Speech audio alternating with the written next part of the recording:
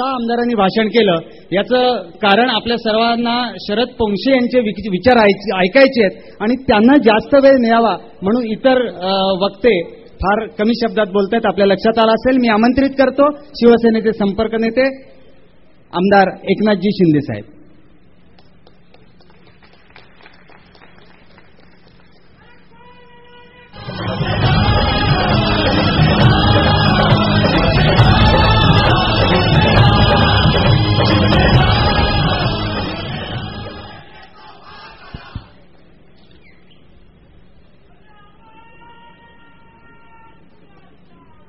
शिवसेना, अरे शिवसेना, भाजपा, रिपाई, महायुती सगळं आहे ते. सगळ्यांचा आवाज द्या. शिवसेना, भाजपा, आरपीआय, महायुतीचा. असं दिलं तर म्हणजे सगळे बरं वाटतं ते. आजच्या मेळाव्याला उपस्थित ज्यांचं खास मार्गदर्शन आपण ऐकायला आलोय ते आदरणीय शरदजी पोंक्षे साहेब,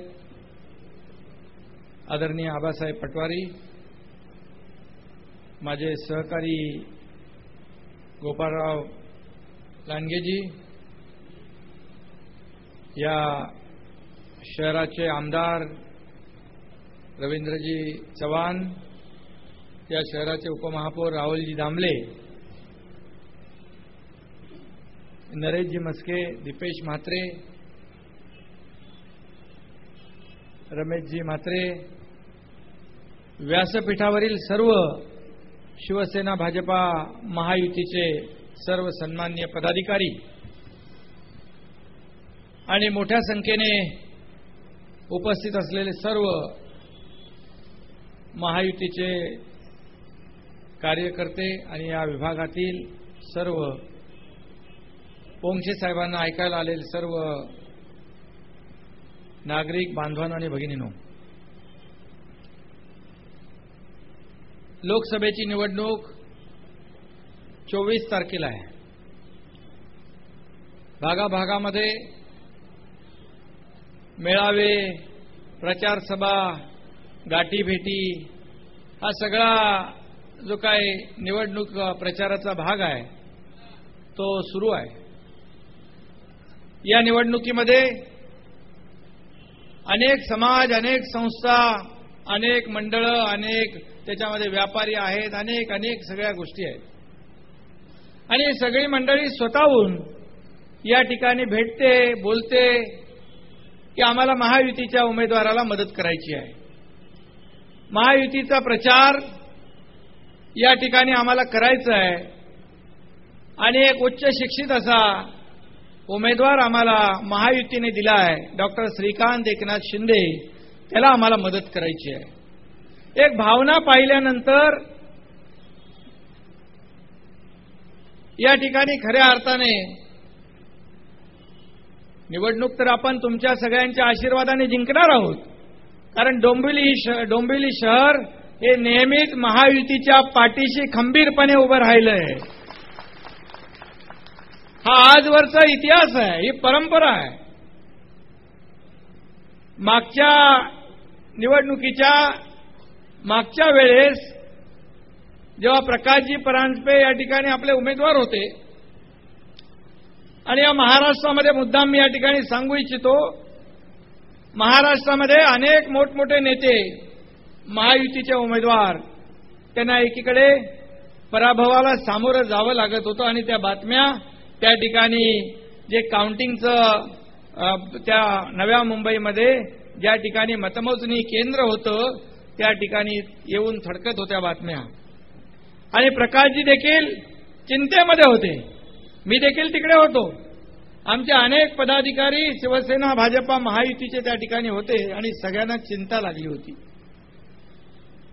परंतु मी त्या ठिकाणी स्वतः उपस्थित होतो. प्रकाशजींना सांगितलं मी, या ठिकाणी आता कुठल्या पेट्या फुटल्या आहेत आणि आता बघा या ठिकाणी डोंबिवलीच्या पेट्या बाकी आहेत आणि जशा डोंबिवलीच्या पेट्या फुटल्या तसा लीड वाढत गेला आणि या ठिकाणी आपला उमेदवार प्रचंड मताधिक्याने जिंकला. हा इतिहास आहे. आणि म्हणून डोंबिवलीकर नेहमीच युतीच्या पाठीशी खंबीरपणे उभे राहिलेले आहेत. या ठिकाणी हे डोंबिवली शहर हे सुज्ञ नागरिकांचं शहर आहे, हे सुसंस्कृत शहर आहे. या शहराने अनेक मोठी माणसं या महाराष्ट्राला नव्हे तर देशाला दिलेली आहेत. अनेक साहित्यिक, अनेक कलावंत, अनेक मोठी विविध क्षेत्रामध्ये काम करणारी माणसं या शहराने या देशाला, या राज्याला, या महाराष्ट्राला अर्पण केलेली आहे. आणि म्हणून डोंबिवली ही एक सांस्कृतिक राजधानी म्हणून आपण ओळखतो. आणि म्हणून या ठिकाणी तुमच्यावर खूप विश्वास आहे. उद्धव साहेबांना आहे, महायुतीला आहे, सगळ्याच आमच्या नेत्यांना या डोंबिवलीवर प्रचंड असा आत्मविश्वास आणि विश्वास आहे. आणि म्हणून ही निवडणूक एका वेगळ्या दृष्टीने आपण पाहतोय.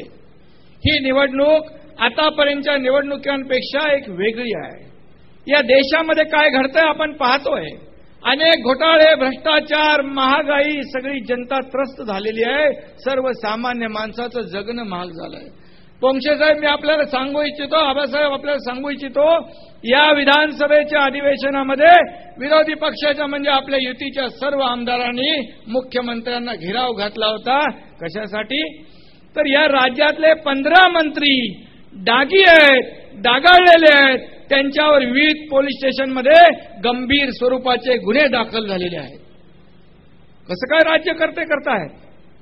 काय अपेक्षा यांच्याकडून आपण बाळगणार? म्हणून आम्ही मुख्यमंत्र्यांना भेटलो.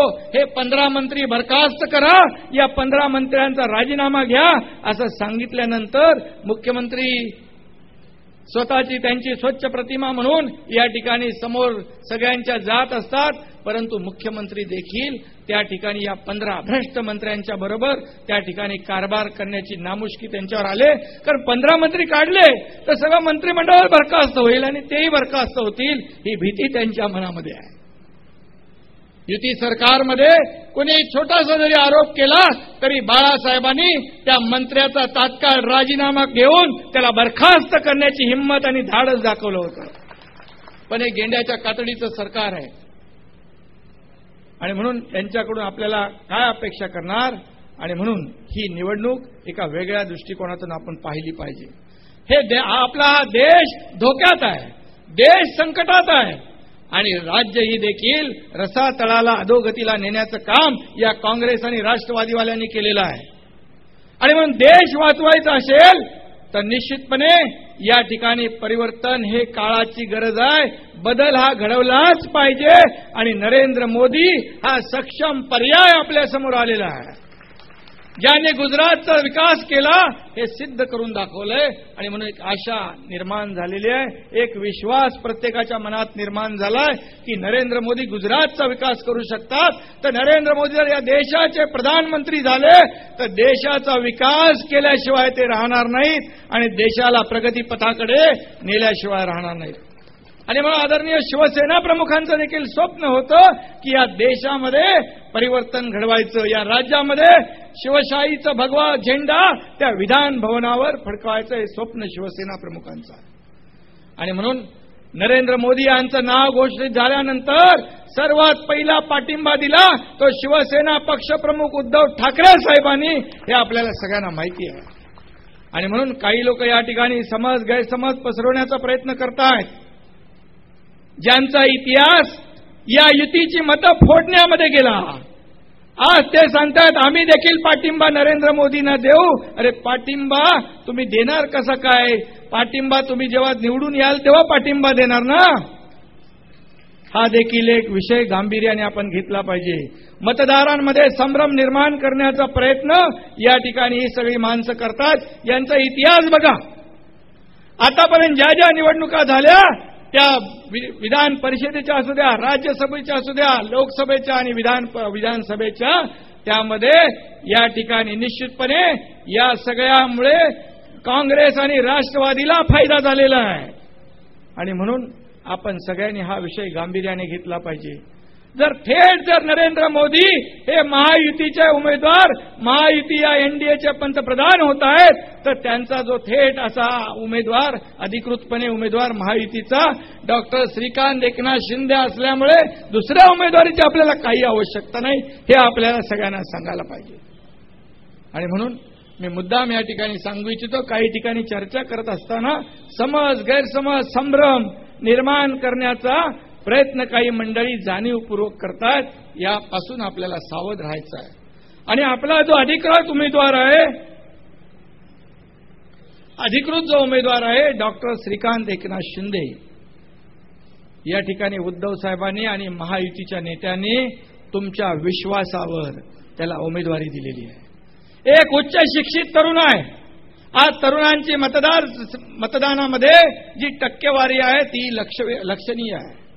या ठिकाणी डॉक्टर असलेला उमेदवार, ज्याला विजन आहे की या कल्याण लोकसभा मतदारसंघामधल्या समस्या ज्या आहेत त्याचा सारासार विचार करून सोडवण्याचा प्रामाणिक प्रयत्न करणारा हा उमेदवार आहे.